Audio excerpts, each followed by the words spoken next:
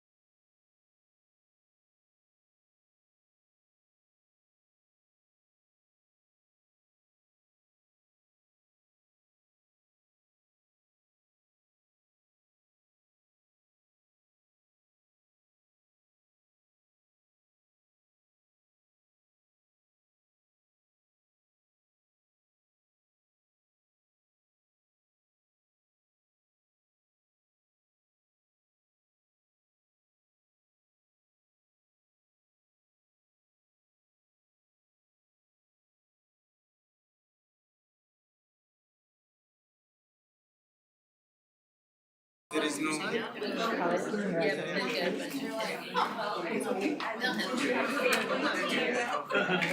Jennifer there still? No. She's been a good number. You already. She's in the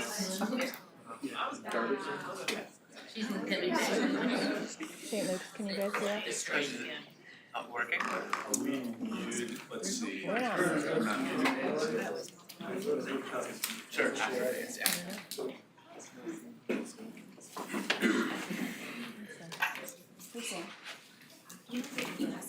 He's not responding when I talk. Oh, well, you can mute it here and then ask. I'm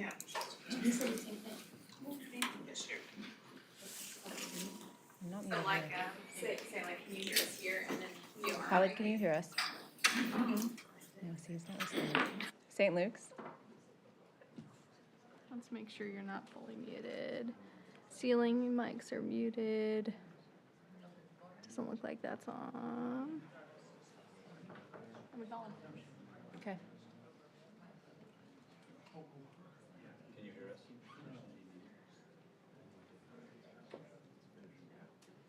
Joni, say something. Hey, Khaled, can you hear us at St. Luke's? Okay. All right, we're good. Okay, great.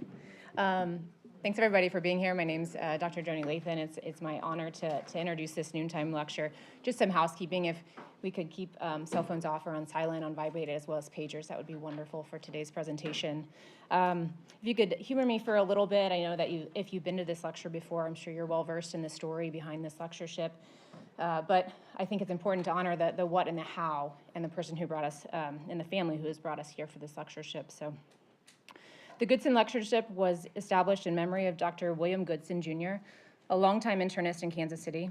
He was the son of William Goodson, Sr., a family physician who practiced in Liberty, Missouri. William Jr. was a 1934 graduate of Harvard Medical School.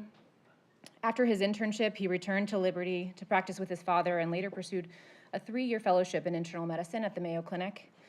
He then returned to Kansas City, where he practiced general internal medicine and rheumatology from 1940 until his death in 1985. He practiced at Trinity Lutheran Hospital and also served as a UMKC Year 1 docent from 1980 to 1982. For Dr. Goodson, medicine was not just a job, but his true passion. Like his father, who practiced until age 82, Dr. Goodson saw no reason to quit and saw 10 patients in his office the day before he died.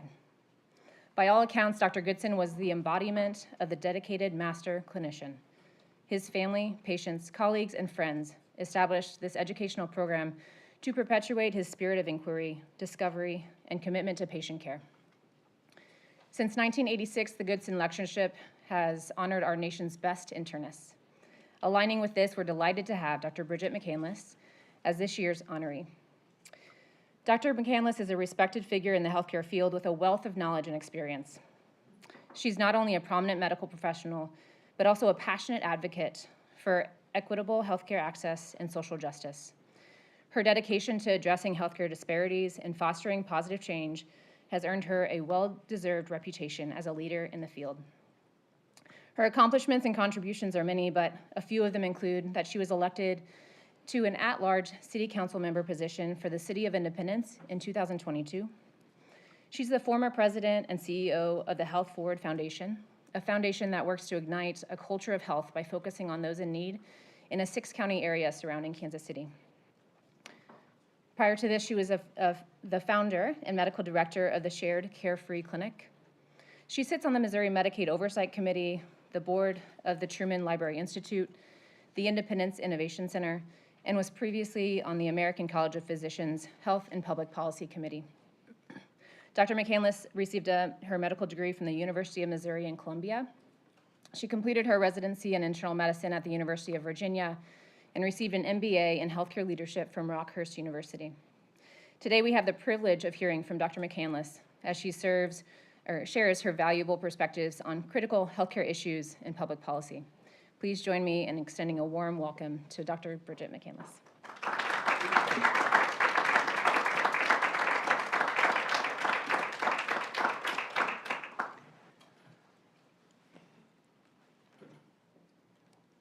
Is this working?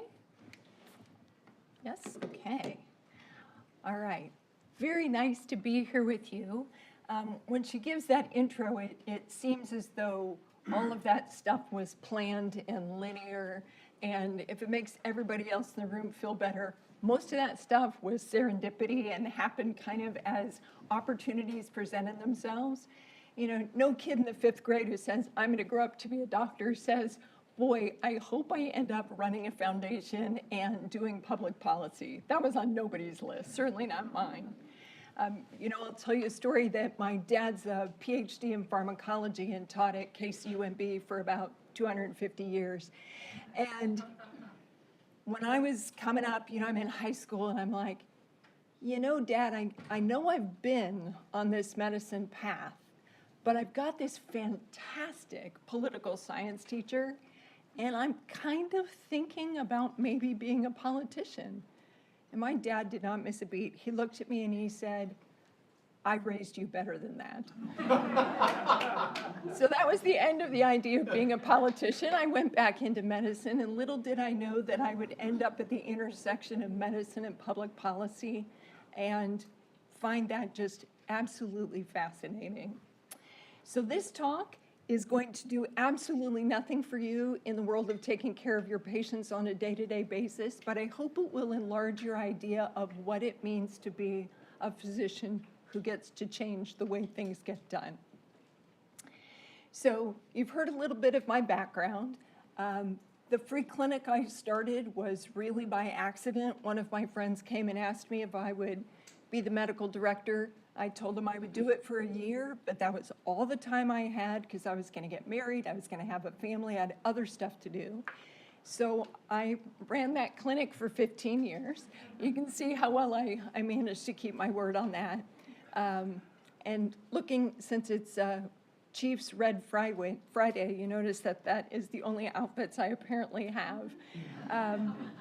So this is me starting the free clinic. You may recognize Dan Purdom in this picture. He was a faculty member at UMKC for ages. And so we were partners in crime in getting that started. And then the next photo is me getting sworn in as city council, which I certainly never imagined. Our city councilwoman died suddenly, and I looked at the field and I thought, somebody's going to have to do this. And when I could not convince anybody else, it ended up being me. Joni talked a little bit about the work of the Health Forward Foundation, and I'm really going to kind of weave that through the rest of my talk because it was a great place to be able to have a platform to think about public health policy and the funds to be able to do that.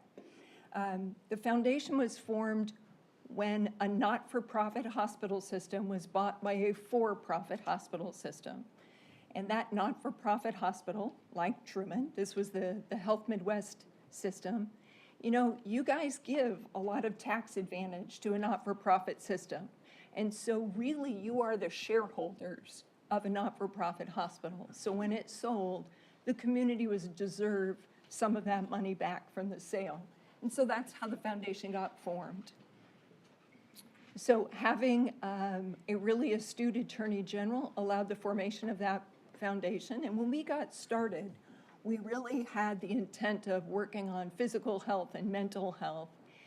But we had some astute board members who said, you know, public policy is where it's at. And you can change things a little bit at a time. But if you change the rules, that sticks. And that changes the rules for everybody. So we began to kind of hone our chops in that area. So when I'm a private practice doc, I got roped into being part of this group called Clean Air Independence. And you may not remember when people could smoke in restaurants and shops and offices. And so in 2006, we put forward a local initiative petition to change the rules for the city of Independence. And that kind of got me started on this path. And honestly, it was 5 people in my friend's living room who were like, yeah, I think we could do this. And we went out and collected signatures and did all the education and got it on the ballot, and it passed. You may have heard of this thing called the Affordable Care Act. It is easy to just have it be part of the ethos now because we're used to it, but it was a ton of work. And I'm going to say that probably the thing that made the Affordable Care Act work was the fact that we had failed in many other opportunities before that. Each time learning something, creating a bigger tent of people who were like, okay, well, maybe Hillary Care didn't work, but what did we learn from that? How do we grow up and make it something palatable to other folks? So I started this job as the CEO of the Health Forward Foundation, and it was so intimidating to have this giant bank account and everybody coming to ask for funds. And 2 weeks after I started that job, we rolled out the enrollment system for the Affordable Care Act, which was a screaming disaster. It failed on every level. The system crashed. It was a catastrophe.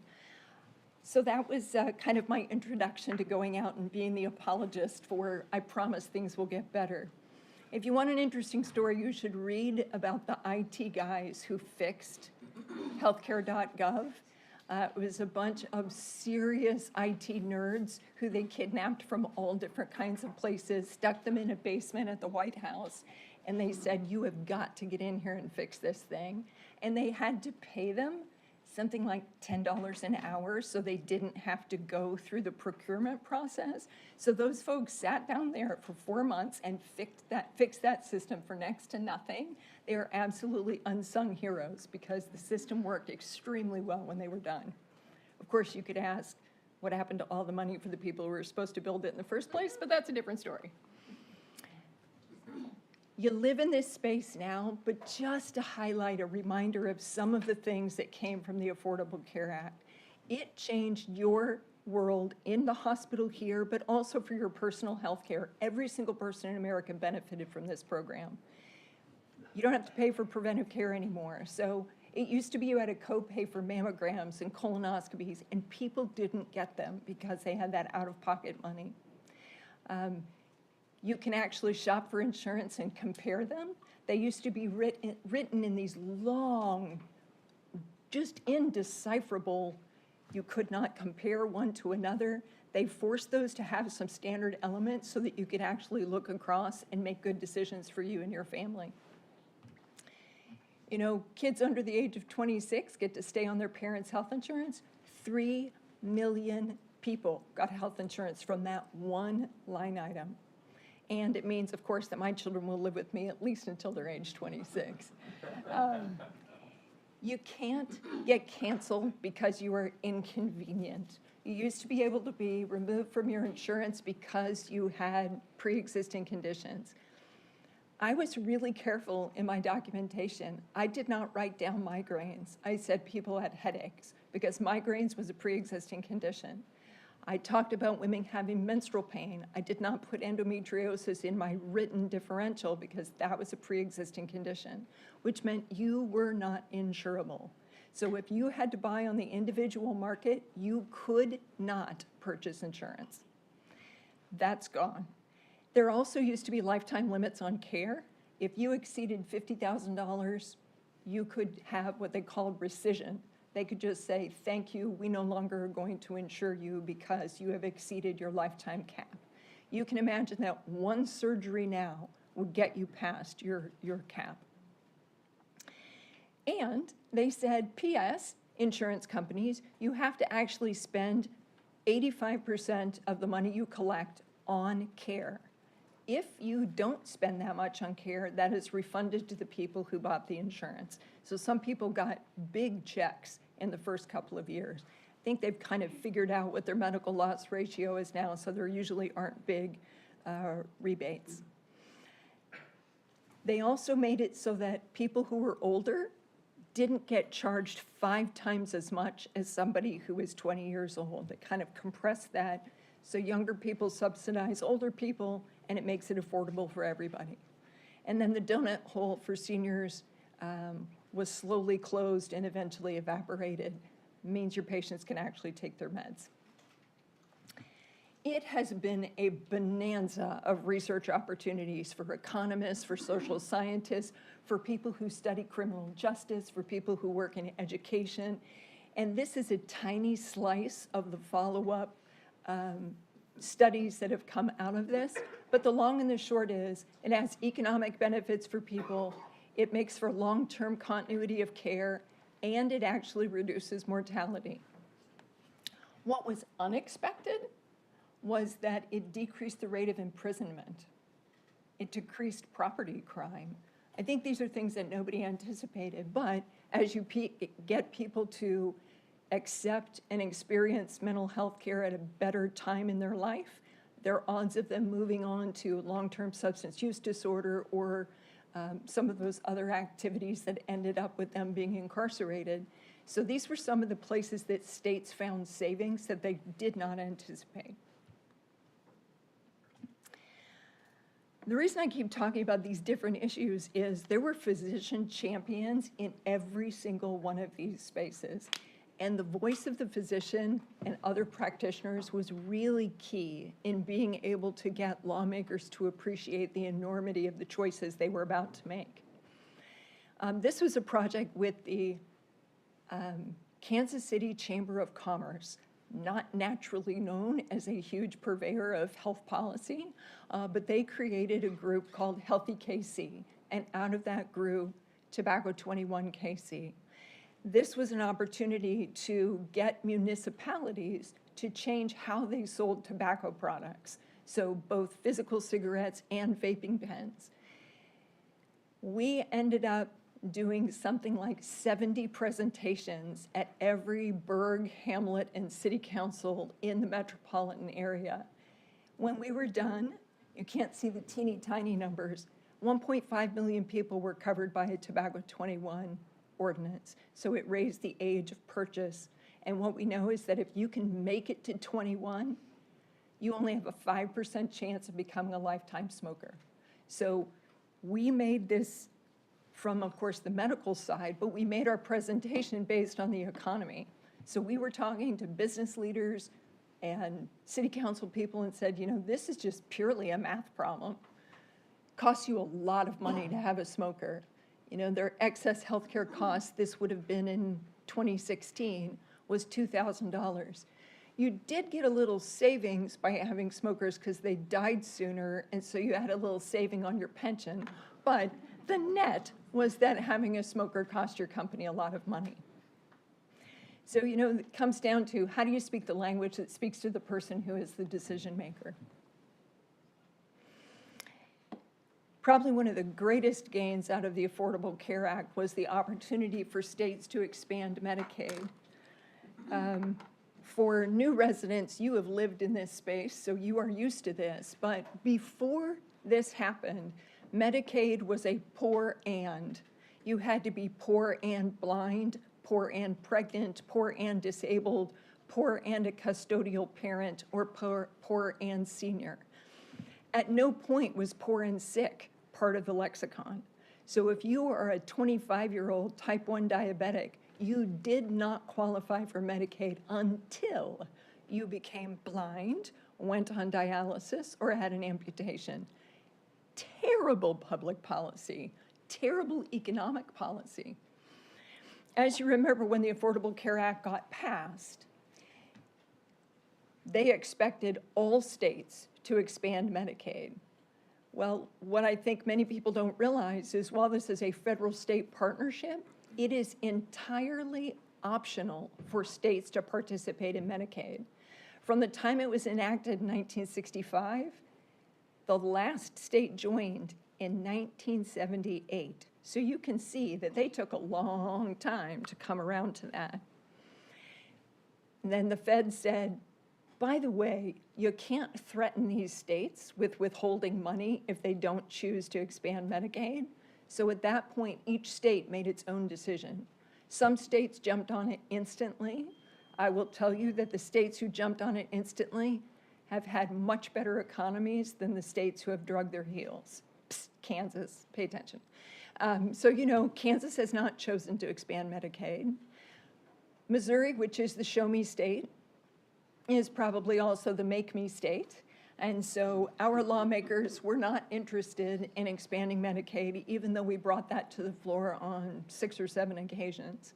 So Missouri had what we call initiative petition, which means that if you get enough signatures, you can force the lawmakers to put something on a ballot so people get to vote about it. I think we actually benefited from the long delay before we put Medicaid into place because it was constantly in the news. It was on the top of people's minds. There were conversations at schools, there were conversations at church, conversations at businesses about what opportunities are we foregoing by not having Medicaid expansion. And so when it went to the ballot, we won 54%, which in Missouri is a ringing endorsement. It's hard to get 54% of people to agree on anything. But the lawmakers had different ideas. And so in August of 2020, we adopt our constitutional amendment. Then the lawmakers said, okay, that's fine, but we just aren't going to fund it. So we don't have any funding for the expansion. It doesn't go into place. One of the things at the foundation, when Maine passed theirs by initiative petition, so Maine's an interesting story. Their legislature passed it 5 times, and their governor refused to fund it 5 times. So finally, Maine went to an initiative petition and got it passed by their people, at which point they had to fund it. The day after that passed, I got my team together and I'm like, we can do this in Missouri. So the foundation put in the first $2 million to get it going, but we did all of that behind the scenes work. We got legal opinions. We had an economic study done because we were going to submit that to the Secretary of State for them to do what we call the fiscal note on the bill. Nobody else was doing anything on the opposition, so we got to drive the conversation. But we also got everybody who was interested in this together, and we made them all pinky swear that they were not going to split off into factions. We wrote a 1-paragraph bill summary. Normally, if you read the actual bill, they are pages and pages long. We wanted it to be so tight and so focused that we would not get overturned at the court level, that there couldn't be confusion when somebody went to vote, that there couldn't be people picking it apart. Well, I don't like this one little piece, so I won't vote for the whole. And when we got everybody to join in on that, it was really a force of beauty. There were docs out talking to their local PTAs, talking to their buddies, talking to their school boards. I was so proud of the House of Medicine for coming out to do what was right for folks. So we ended up starting to enroll our people in 2021. We have now enrolled 350,000 people who would not have been on Medicaid except for the expansion. And it doesn't just affect the adults, right? Because that was the primary group. It was going to be working adults who could come onto the rolls. But what we know is that when parents are enrolled in care and seeking care, their kids get better care. So we have seen wonderful improvements in health outcomes for kids because their parents were insured. Nothing shocking, right? If you've got postpartum depression, you're not a good mom. If you have your own mental health issues, you're not a good mom. If you're feeling sick all the time, you're not a good mom. So lots of impacts for kids. So this, like I said, this is lying with the truth. Yes, 640,000 people came on since the expansion. Not all of those fit in the expansion category, but like I said, 350,000 people, but for that expansion, would not have been on there. We're in the midst of what we call redetermination right now, which means that every year, if you're on Medicaid, you have to re-up. So you have to fill out your forms. They have to make sure that you still meet the income guidelines. Well, during COVID, we didn't do any redetermination. So for 3 years, people didn't see those forms. They didn't keep their addresses current, et cetera. So being able to get everybody to do their paperwork, man, that is a tough thing. The state's made some improvements, but we still anticipate there will probably be maybe 100,000 kids who fall off of Medicaid that really should have stayed on. It is a logistics nightmare for the state to take them off and put them back on. It's expensive, it's disruptive. So anybody in your clinics who you can make sure they always keep those up to date, you can actually log on now to the Medicaid site and update your information. That's been one of the good things that's grown out of the COVID period. So I hope you know about CHIP. CHIP is the Children's Health Insurance Program. Missouri has lots of challenges, but this is one shining light for being a health leader. We cover kids up to 300% of the federal poverty level. That is the highest that you can do. It is one of those things to be extremely proud of, but realize that is not permanent. The legislature can change that at any time. And if they have financial issues, they will.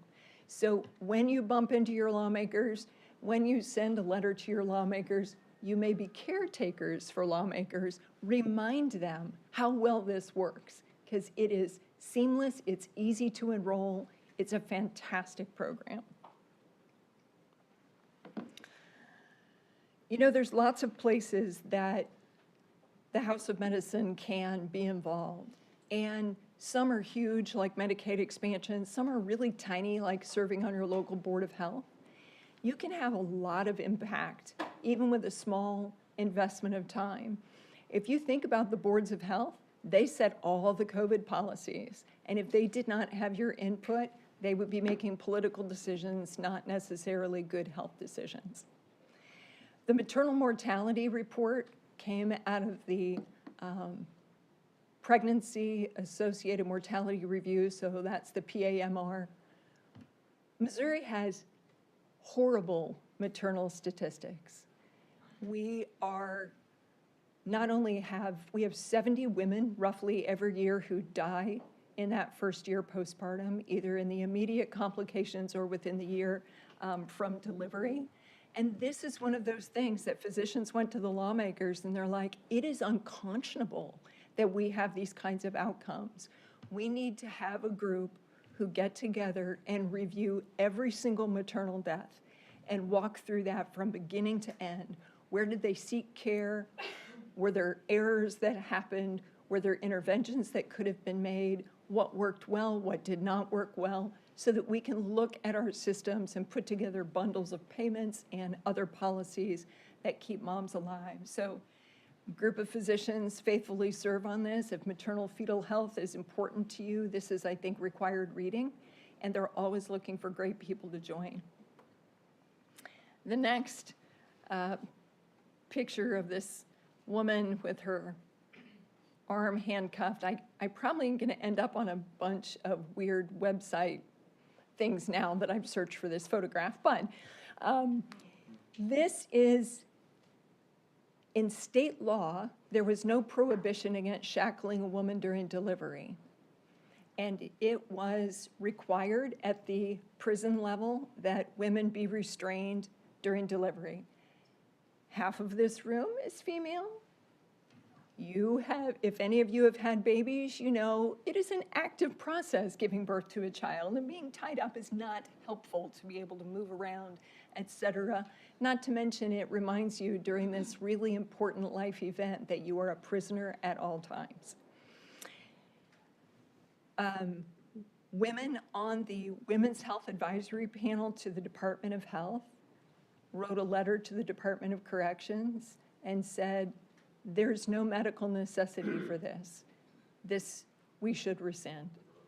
And quietly got taken care of in the legislature. Probably nobody paid any attention, and that got taken care of.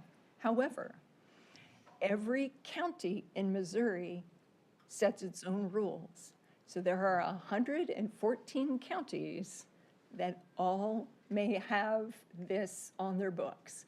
I don't think Jackson does, but I know Andrew County, Ray County, Johnson County on the Missouri side all still have this as an option for their law enforcement officers. So think about that when you move to rural Missouri, or if you have colleagues in rural Missouri, ask them what their county policy is on restraining women during delivery. So back to Missouri's abysmal performance. Dark blue is the worst. You can see that Alabama is better than Missouri in their maternal outcomes. This is not a claim to fame.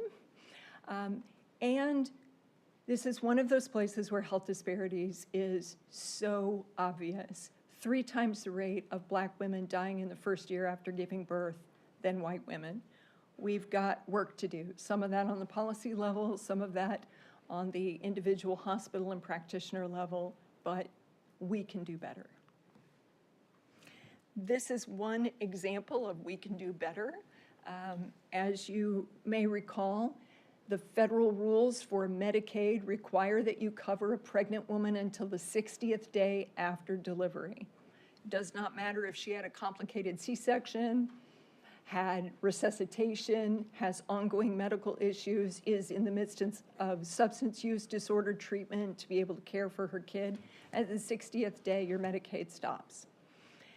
Now, you may qualify under the expansion group, but that takes active work to be able to reapply for Medicaid under the expansion group. But in the last legislative session, they passed 1-year postpartum care. Now, it hasn't gone into effect yet because it has to go through CMS review, but I would imagine probably by May that will happen. And the best part is it will be seamless. Medicaid actually has updated its IT system, which 5 years ago we were running on a 1979 COBOL platform, and so we had to have a seance to be able to get people who could actually program the system. But that modification lets us do all kinds of things. So for example, if you go into state custody in the prison system, you transfer over to the Department of Corrections, and that means they're responsible for all your medical costs. Well, the day that happens, I shut your Medicaid off.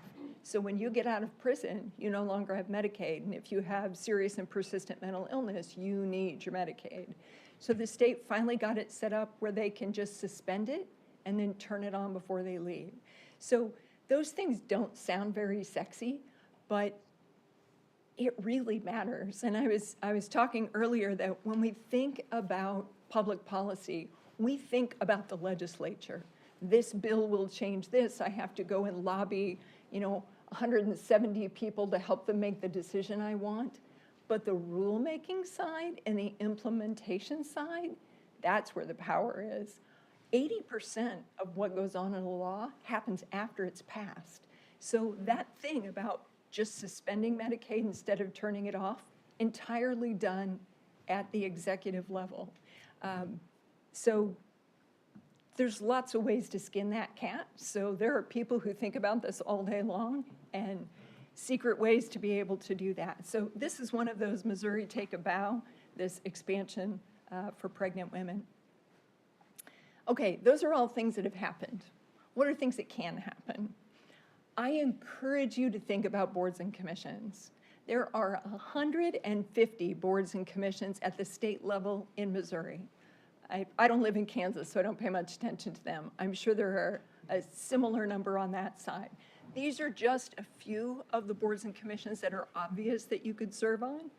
I really want to serve on the State Wine and Grape Board, but that isn't in my purview, I don't think. But I've served on the Missouri board, for the Oversight Board for Medicaid for 15 years now. It is a place of great impact. You have no legislative ability. You can't make the rules for the state, but what you can do is ask important questions, ask for studies, ask them to release information. There's an awful lot of power in that. Not to mention, you get to have the casual conversation with the head of Medicaid and say, hey, why is it that Medicaid doesn't pay for physical therapy when we know that that is one of the best mechanisms for keeping people from having an opioid use disorder? This is just penny wise, pound foolish. And the more times that people bring that up as an important aspect, the more likely that is to get written into the rules in the future.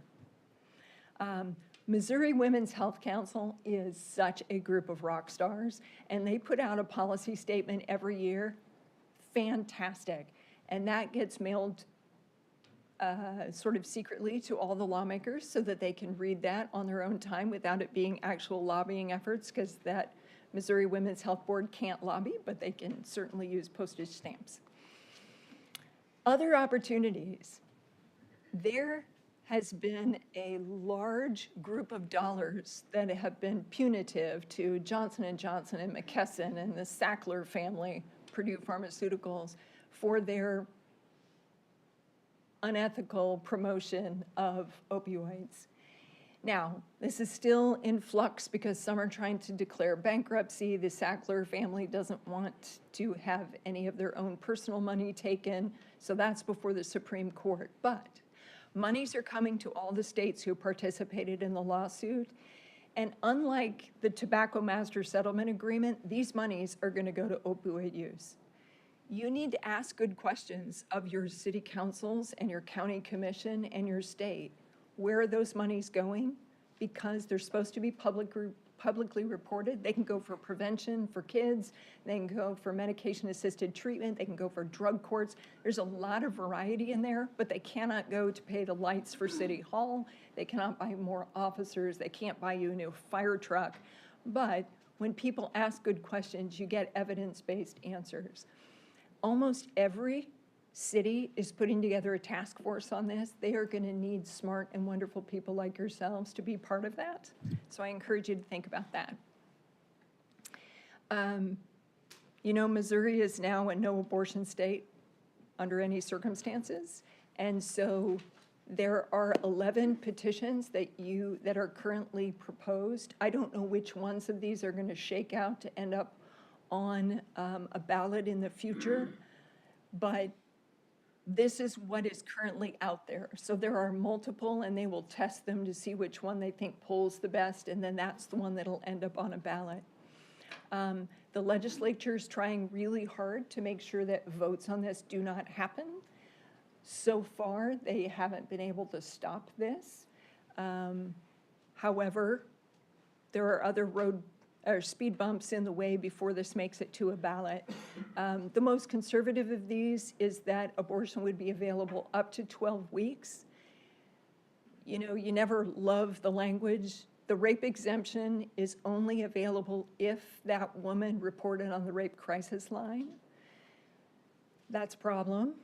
But it protects health providers, and it makes it so that they cannot sue people who leave the state to be able to go get reproductive services elsewhere. I don't know which one we're going to end up voting on. I'm going to make my last pitch for a place for healthcare advocacy, and it's universal pre-K. Of all the things that moms have to deal with, finding and paying for childcare is just mind-boggling hard and economically devastating for families. It is one of those things that protects brains of little kids, and we know that adverse childhood experiences result in all kinds of long-term health outcome issues. So investing in early pre-K, taking care of the wee ones, matters if you are working in the prison industry or the foster care industry or the education industry or the healthcare industry. I mean, this is, from a purely economic standpoint, probably one of the best places that you could put your dollars. That's all I have to share in my regular remarks. I'm happy to take any questions or challenges from the audience.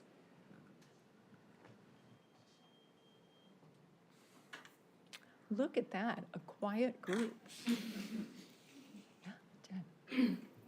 So I've had the pleasure of working with you, and one of the things I would encourage you, and maybe you can speak a little bit about, is teaching you guys how to advocate at the state level. We've taken students and residents in the past to the Capitol and packaged how to talk to your legislators, but do you want to talk a little bit about how they could just initiate themselves?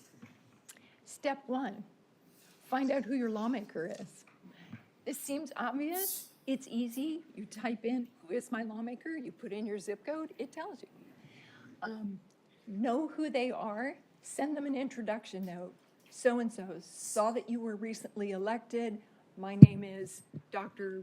Bridget. I practice this kind of medicine. I would love to be a resource to you should you ever need it.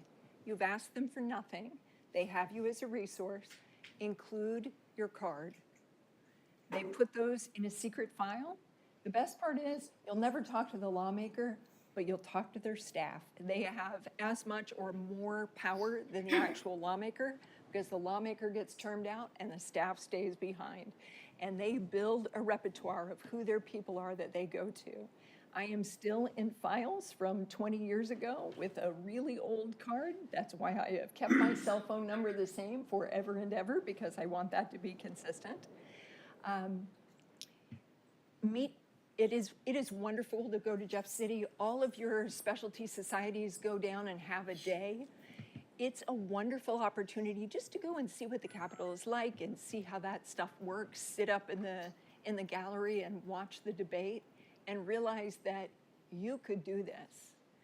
And one thing I'll say is that the lawyers, they send their folks to Jeff City and the doctors never do. And big systems like this should have somebody that they sponsor to run for office and pay them their salary while they're in Jefferson City. There are currently 2 lawmakers who are physicians. There are at least 16 who are lawyers. But you know who the majority of people are? They are farmers. They are people who own small car lot. They are insurance agents. You guys have a lot to offer, not to mention that 15% of the state budget is health related. There's billions of dollars flowing through the state that are all health related, and they have no one with health background to give them advice. And you would have an outsized impact. Not only could you pick your committees, but your colleagues will defer to you. When you get on the floor and you say, assistant physicians is not good for the House of Medicine and has big complications. Now, assistant physicians are not physicians' assistants. Assistant physicians are people who couldn't match, who they give a pathway to being a licensed professional, but without necessarily going through an accredited residency. This is not good for us. But there aren't physicians down there to talk about why that's a problem. If you ever want to go down with a guide, somebody like me, somebody like Jen, somebody who's been down there before, and just talk about the mechanics of visiting with your lawmakers, it is fabulous learning. If nothing else, you'll be a more informed voter. Does that get to what you're looking for? Okay.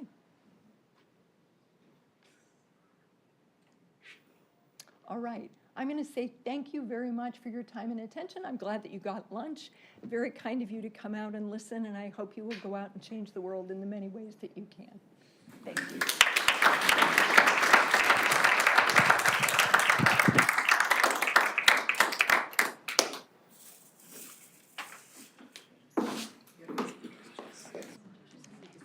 You too.